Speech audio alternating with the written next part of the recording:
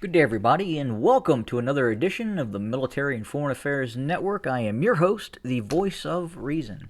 Today, we are entering day 120 of the ongoing war between the Russian Federation and Ukraine. And I have to tell you, folks, things are continuing to deteriorate, especially in regards to the relationship between, or rather, lack of relationship now between the North Atlantic Treaty Organization, specifically Lithuania, Poland, and the Russian Federation. So Lithuania continues to proceed with what could be articulated as the beginnings of a all-out land embargo on the Kaliningrad Oblast.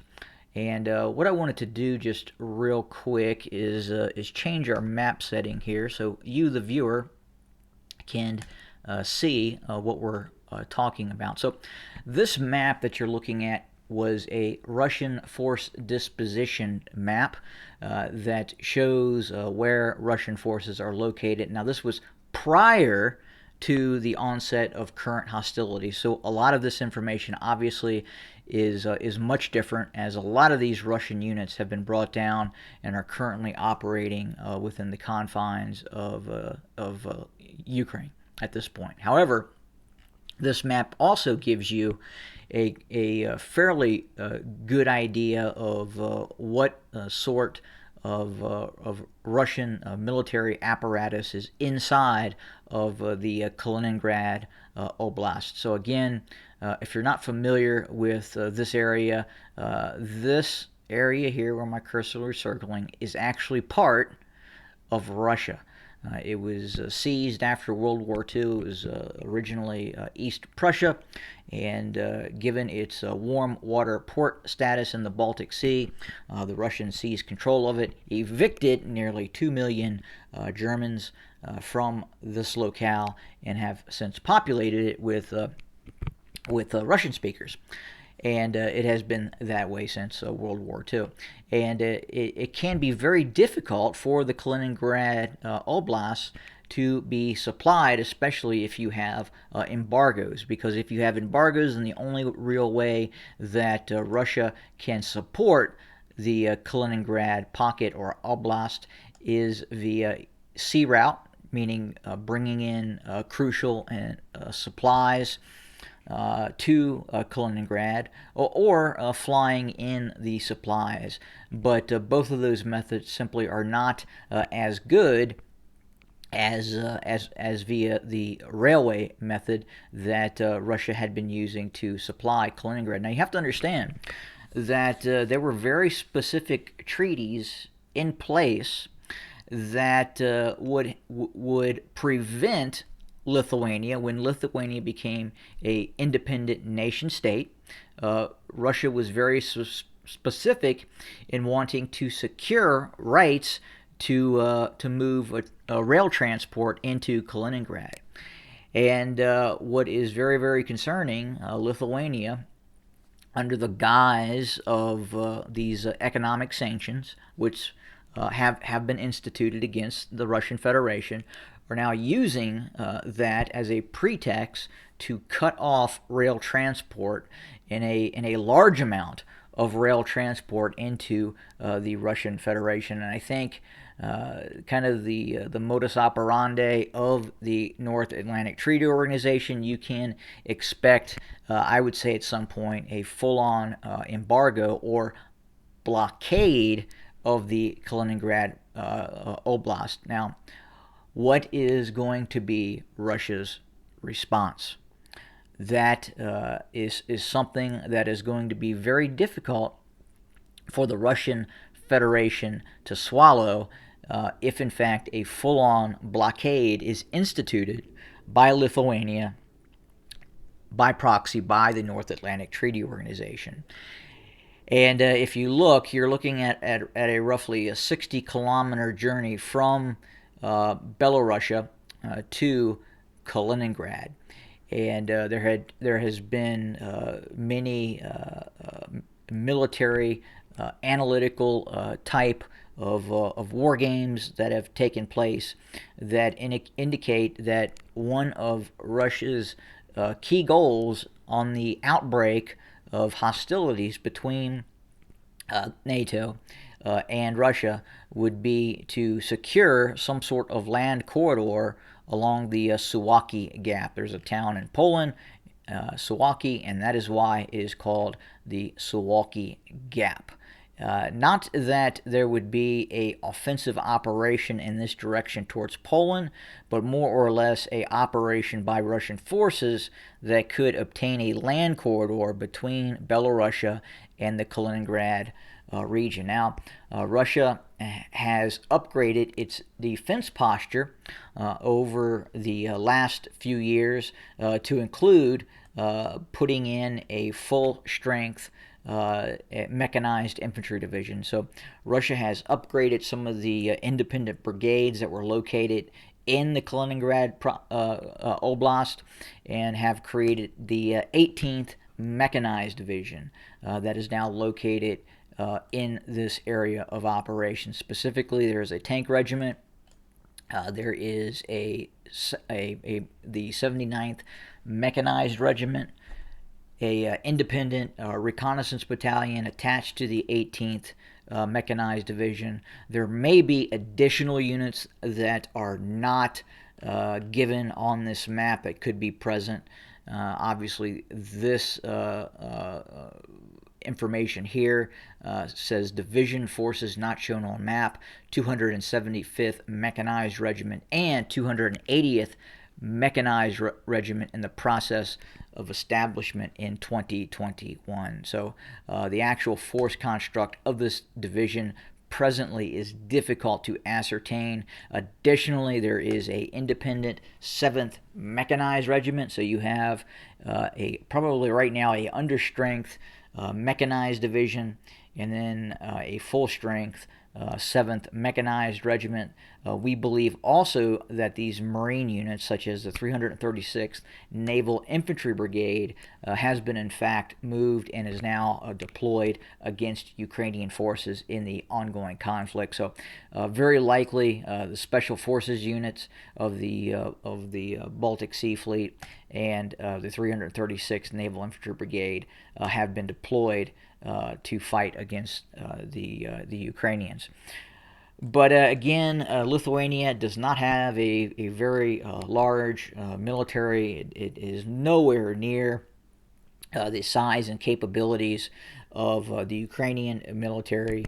The Lithuanians can probably field about 10,000 fighting personnel with an additional 10,000 territorial reservists that could be called up. So 20,000, but realistically, they have very little heavy equipment, virtually no heavy artillery, and very, very few armored infantry fighting vehicles. So I don't see Lithuania having the ability to defend itself against a concerted Russian military operation. Obviously, you could see Russia move into Lithuania, maybe not using completely all its ground forces, but it could be a mixed bag of both National Guard units and some ground forces and VDV formations to rapidly seize control of areas in Lithuania. And again, I think we tend to associate Russian performance in Ukraine and then look at Lithuania and think to ourselves, well, if Russia is having such a challenge with Ukrainian forces, then obviously Lithuania, being a NATO member, would cause Russia even more challenges. That is not the case.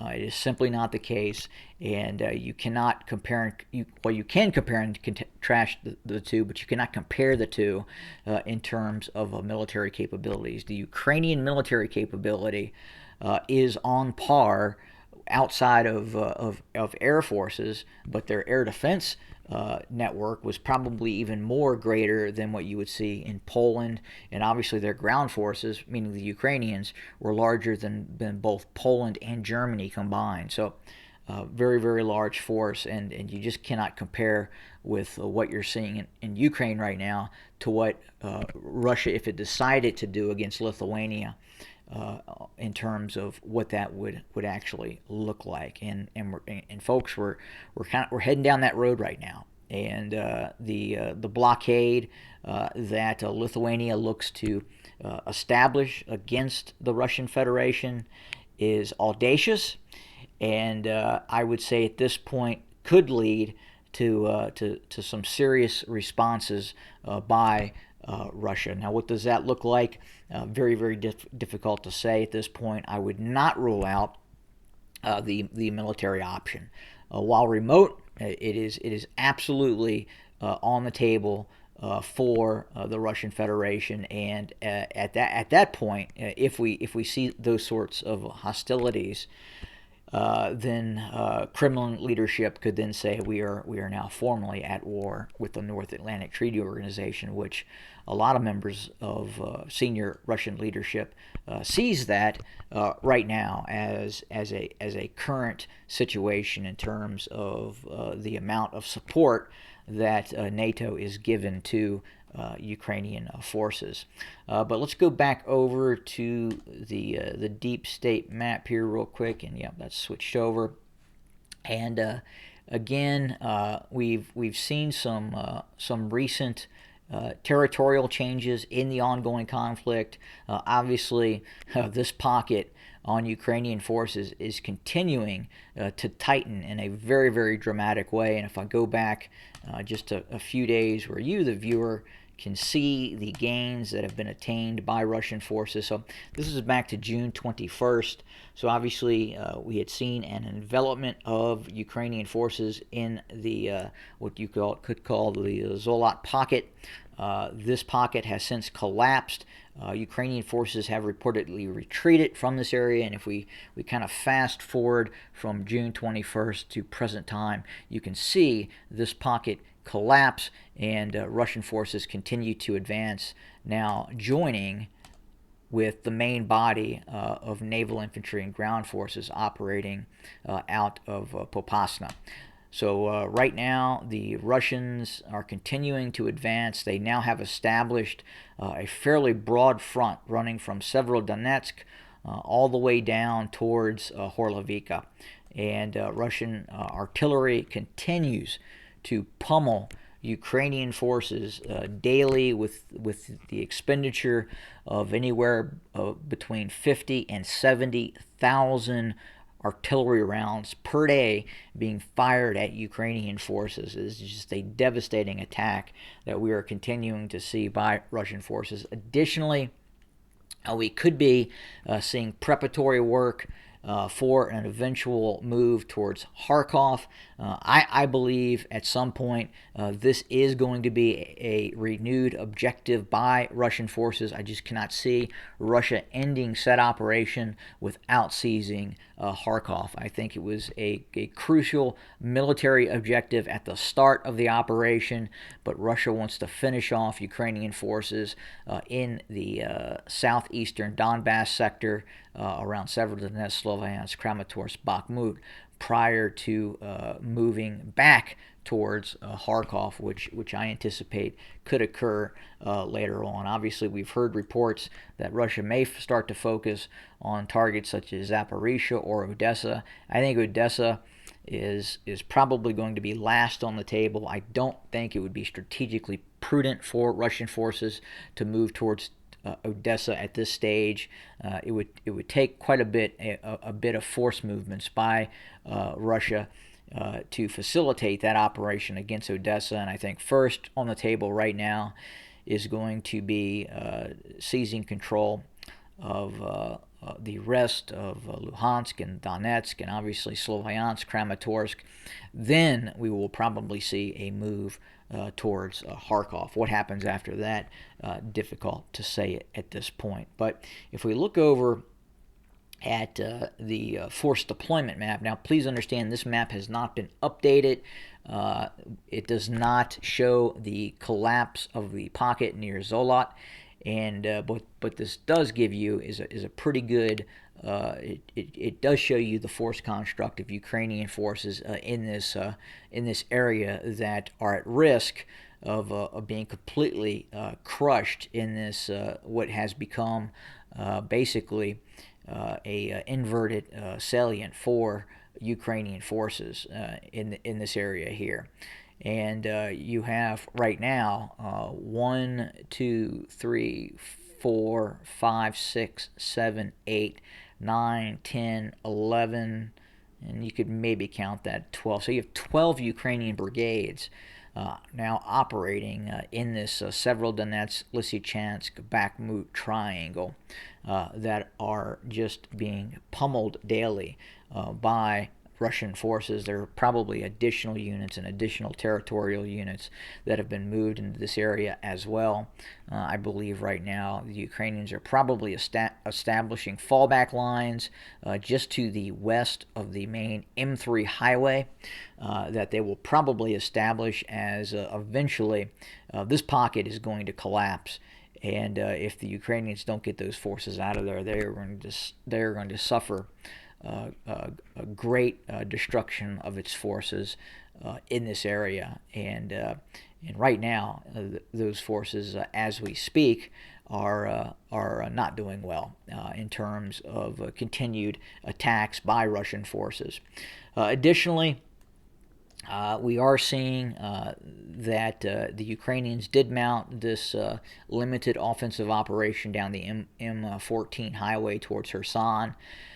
There had been some reports that indicated that the Ukrainian forces may have gotten within 10 kilometers of Kherson, but those forces have been pushed back and are well clear of threatening Kherson at this moment. So you can clearly see, if we kind of back up a few days, you can see what occurred. So June 21st, Ukrainian probably launched a battalion to 2 battalion sized operation moving along the M14 highway to the east and southwest of the M14 in the direction of Kherson.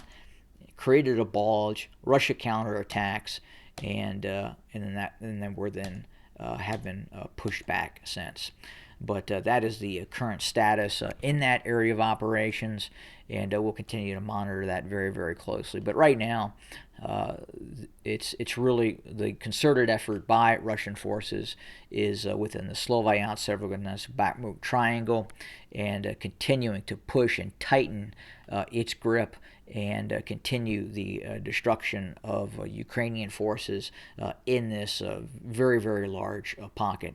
This is not a good place to be if you are Ukrainian forces right now, because you have to understand the distance between the two areas of Russian control, and both areas are within range of Russian artillery, meaning the Russians can fire artillery from this area, in this area, and hit any target in this pocket at any point in time. And right now, the Ukrainians basically are being attacked from 3 fronts. They're being attacked from the south, or in the case of the Ukrainian forces, Corps, army group that is operating in this area. Their right flank is being attacked, their left flank is being attacked, and they're being attacked from the front as well. So you have a triple envelopment that is going on right now, and not a good situation for Ukrainian forces, and that will continue to deteriorate as Russia continues its pressure campaign. But that's what we have for today. Again, thanks for joining us. We're monitoring the situation very, very closely, and then also the situation between Lithuania and Russia is very concerning as well. Again, thanks for joining us. We'll talk again soon.